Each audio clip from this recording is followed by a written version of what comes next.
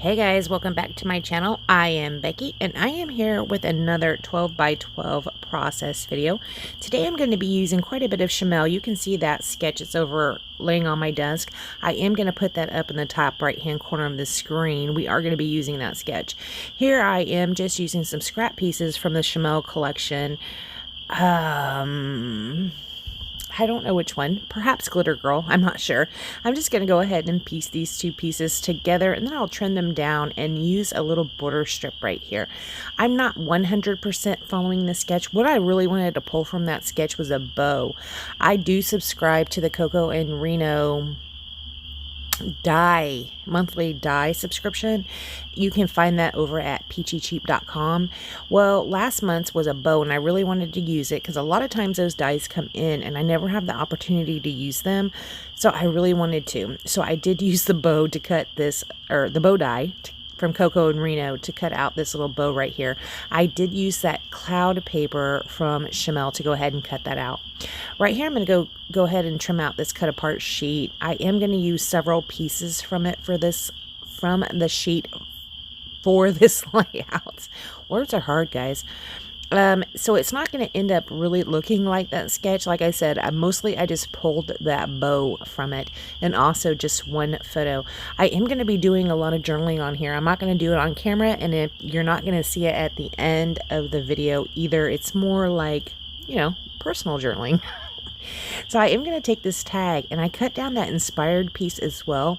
I'm going to layer that up over that tag. I'm going to go ahead and trim the tag out. I will end up punching a hole out, and also I will cut I'll cut hole reinforcers out with my Tim Holtz tag die. You won't see me do that. I do trim this other tag out as well, and also one of the tags had this like little journaling spot on it and it said sparkle, and I do go ahead and trim that out. I will layer that on top of one of the tags as well. I did take out my corner chomper and chomped around the corners of the pattern paper that I had put together. Here I'm trying to figure out what kind of background I want to use. This is the one I like the best out of the papers I pulled. I pulled out 3 or 4 different papers from my pink selections, and this is the one I went ahead and chose.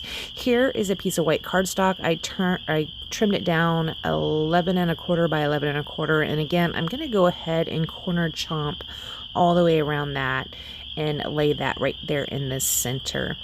So I did put that car piece across there. I'm going to end up covering up with this piece. This is the branding strip off of that background, or the border from the back. I'm going to go ahead and cover up those cars, but I do leave a little strip of the blue showing on there, right like that. I do like how that turned out with that. When I was first trying to figure out what kind of border strip I wanted, I had two. I had a balloon and then I had the cars, and the cars just looked better, but it didn't really have anything to do with this layout. Well, neither did the balloons. Neither do the balloons on here, I guess. Well, maybe they do. Kind of like Celebration. I don't know. That inspired piece I take out and put on the tag, that is going to serve as my title. It's going to sit right there. It says inspired on it. I'm going to put it, yeah, right there. And then on this one, that's where I'm going to put that sparkle piece over the top of for a little bit of journaling. I am actually going to end up journaling more than just that little piece. So right here I went ahead and trimmed out my photo a little bit more. There was some cleavage showing and it was quite distracting and not uber attractive, so I went ahead and trimmed out the cleavage. So we made the photo just a little bit smaller on this one. Sorry if you can hear all those crickets and frogs in the background. I am outside, sitting outside. It is Monday evening and I'm sitting outside doing my voiceover, and these little critters are pretty loud tonight. I hope that's not too terribly distracting for you. When I put this photo down, I put it kind of at an angle and let it go over the side of that patterned paper piece. I really like how that looks, and that's how I'm going to keep it. Here I'm just building this cluster up here. I'm going to take that inspired piece, which I said is going to serve as my title. I'm going to go ahead and staple it on with my tiny attacher.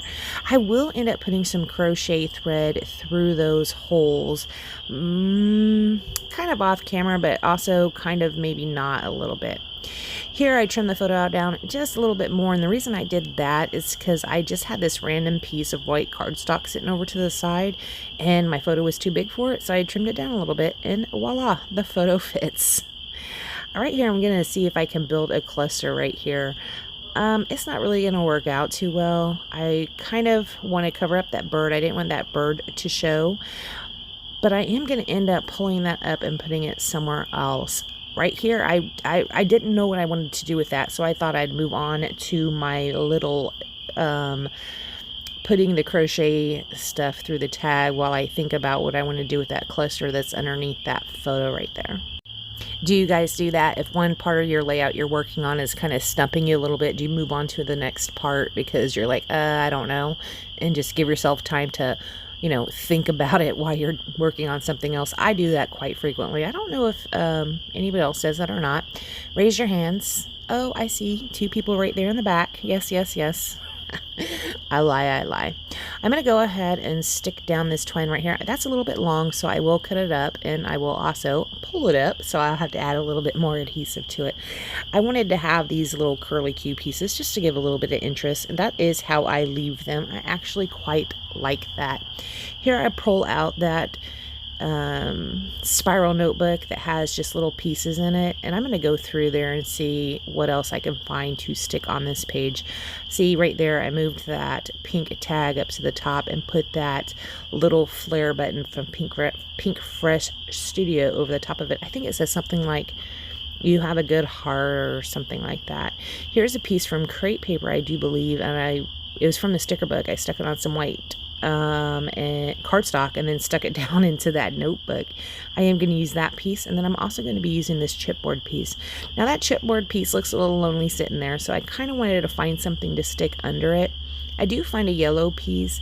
It's not going to end up staying there, and I'll also pull out a punch and punch out a scallop circle that is from that cloud paper, the same cloud paper that is used up there at the top, to kind of make a little bit of a layering piece right there.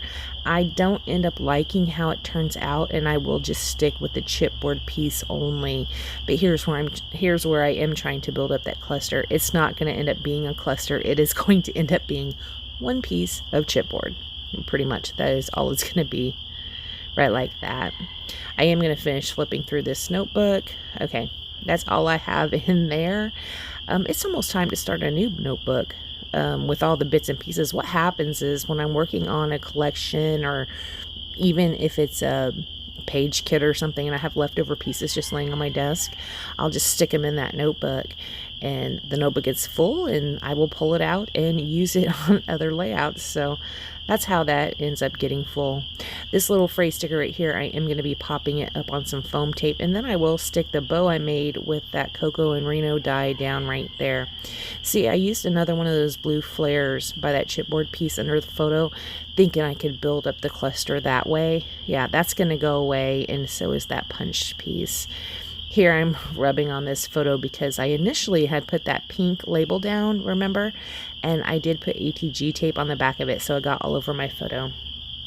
What I'm going to end up doing is filling up some of the empty spaces with some gold glitter gems that are not gold, I'm sorry, silver glitter gems that are quite close to my heart. I'm going to end up scattering those down around the page, and then I will pull out my Rachel Beth metallic watercolors, and I'm going to splatter those down. My camera did cut off when I was doing my splattering of my Rachel Beth watercolor ink, but you will see them in the up close photos. I just wanted to have a little bit more of the silver color, and I also wanted to fill up a little more space. I did let it get on the photo, which I, as you know, because I've mentioned it before, do like that effect. Alright guys, after I do that, I don't do anything else this layout. I want to thank you so much for joining me, and I will see you next time. Bye guys.